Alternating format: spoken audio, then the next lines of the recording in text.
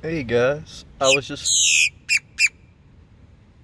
feeding the birds, and this bird jumped up on my side window there, and he's chirping. He wants some more food.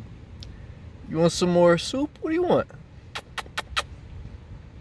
I gave him the beefy, the beef chunks out of the soup because I try not to eat any meat. Oops, excuse me. What do you want? I got some peanuts. You want peanuts? That's for Mr. Squirrel, though. I don't have any more greasy soup.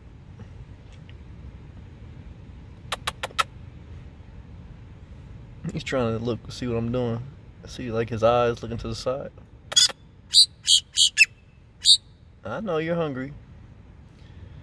I see what I can dig up in here. I don't know what else I got in the Renegade. I should have picked you up something at DoorDash. Well, of course, every time I feed the birds, I think of the scripture. Why worry?